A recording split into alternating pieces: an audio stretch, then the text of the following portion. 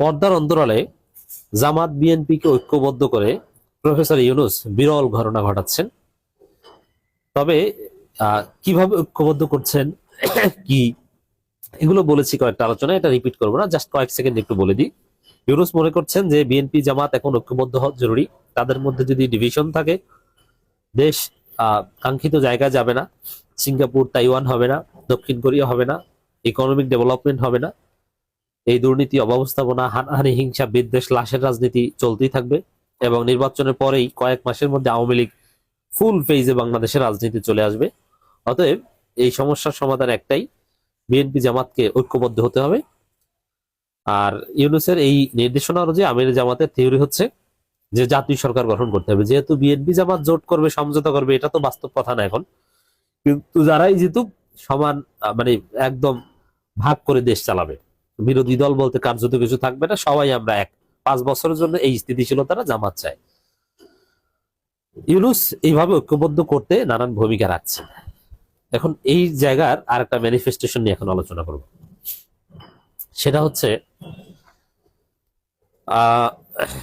নির্বাচন অনিশ্চয়তার মতো ঘটনা কিন্তু অনেক কিছুই ঘটতেছিল, অনেক ঝামেলা ছিল। এই অনেক ঝামেলা সমাধান করে ফেলছেন ডক্টর ইউনূস। যেমন দেখেন, জামাত ইসলামীর মহাসমাবেশের কথা ছিল 3 তারিখ। তা আমি এই আলোচনা করছি 3 তারিখই। চরমনার মহাসমাবেশের কথা ছিল 9 তারিখ। এখন খবর হচ্ছে যে জামাতের সমাবেশও হচ্ছে না, চরমনাইটা হচ্ছে না। বিএনপিও মহাসমাবেশ করার প্ল্যান ছিল, তারাও আর করছে না। তাদেরটাই তারেক রহমান আর খালেদা জিয়া জানাজা ওইটাই।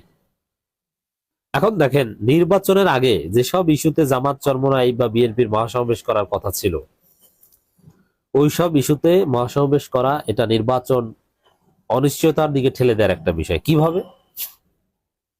বিষয় হচ্ছে এভাবে যে নির্বাচনের সময় নির্বাচনী জনসভা, কিন্তু এই দাবিতে সেই দাবিতে মহাসমাবেশ, অবৈধ অস্ত্র উদ্ধারের দাবিতে, ওসমান হাদির হত্যার বিচারের দাবিতে মহাসমাবেশ, এটা নির্বাচনী স্পিরিট পরিপন্থী। যদিও ওসমান হাদি হত্যার বিচারের দাবি, এটা এট এনি কস্ট করতে হবে, কিন্তু এগুলো নিয়ে মহাসমাবেশ করতে গেলে সরকারের উপর যে চাপ পড়ে, তাতে নির্বাচন সরকার কিভাবে করবে? এই যে জামাত চরমনাই মহাসমাবেশ স্থগিত করেছে, তারা এক্সকিউজ বা বলেছে পরীক্ষা, দু একটা ভর্তি পরীক্ষা, চাকরি পরীক্ষা। কারণ এটা ঠিক আছে, এটা যদি হয়ে থাকে ওটা একদিন চেঞ্জ করলেই হয়। সাপোজ জামাতের 3 তারিখ মহাসমাবেশ ছিল, 4 তারিখ দিতে পারতো অথবা 2 তারিখই দিতে পারতো। তো পরে শুক্রবার ও শনিবার, যে শুক্রবার পরীক্ষা, শনিবার তো পরীক্ষা নাই, বা এটা পরীক্ষা ওই কয়েকটা আছে, এটা কিছু না। এরকম আরো এর চাইতে কঠিন পরিস্থিতিতে অনেক মহাসমাবেশ হয়েছে। আর নির্বাচনের সময় বরং এখন নির্বাচনের সময় পুরো সবকিছু স্থগিত থাকে। নির্বাচন বা রাজনৈতিক দলগুলোর সুবিধার জন্য অনেক কিছু করা হয়। এখানে রাজনৈতিক দলগুলোর কর্মসূচির সুবিধার্থে, যেমন ভোটের সুবিধার্থে স্কুল বন্ধ করে দেওয়া হয় না, স্কুল মাঠ ব্যবহার করা হয় না, ওরকম বরং রাজনৈতিক দলগুলোর সুবিধার্থে চাকরির পরীক্ষা যেটা হওয়ার কথা ছিল ওইটা স্থগিত করে দেওয়ার কথা। যে মহাসমাবেশ হবে জামাতে, তোমার ভর্তি পরীক্ষা পাল্টাও, ওইটা রবিবার নাও। কারণ মহাসমাবেশ তো ছুটির দিন ছাড়া করা যায় না, যায় কিন্তু সেটা উচিত না। কিন্তু তোমার ভর্তি পরীক্ষাটা অফিস ডেতে নাও, রবিবার সোমবার নাও। আর জামাতের যে মহাসমাবেশ ওইটা বন্ধের দিন হয়ে যাক, এইটা হওয়ার কথা।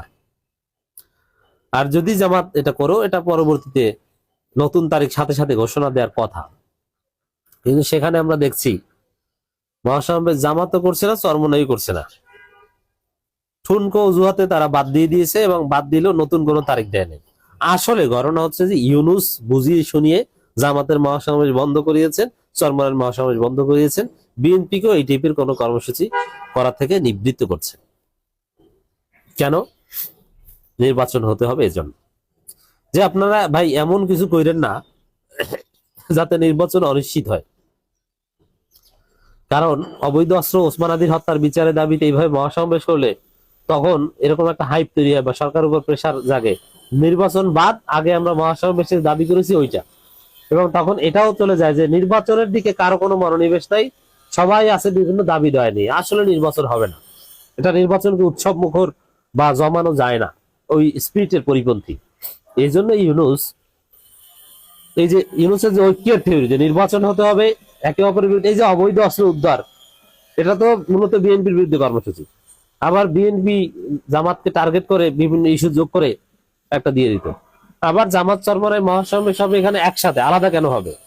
তো সেখানে ঘটনা যেটা, যে জামাতের 9 তারিখ মহাসমাবেশ করে ওটা জামাতের সাথে একটা ডিভিশন প্রমাণ, বা মানুষ বলবে যে এরা নাকি এক, তাহলে মহাসমাবেশ আমাকে অলরেডি জামাতের 3 তারিখের মহাসমাবেশ খবরে বের হওয়ার পর অনেকে লন্ডন থেকে একজনে বলছেন যে একসাথে করা যায় না জামাত চরমনাই মহাসমাবেশ, একসাথে করাই তো উচিত। এটা মানুষের আকাঙ্ক্ষা যে এরা একসাথে মহাসমাবেশ করবে। তার মানে এই যে মহাসমাবেশের যে খবর টবর, বিএনপিটা আপনারা খবর পাননি, কিন্তু বিএনপির প্ল্যান ছিল। তো এগুলো একটা অনৈক্য সৃষ্টি করতো বলে ইউনূস মনে করে, বাস্তবে যাই হোক। তারপরে ইউনূস সরকার নানান ভাবে, এগুলো ওপেনলি হবে না, এগুলো পর্দার অন্তরালের এগুলো ঘটে।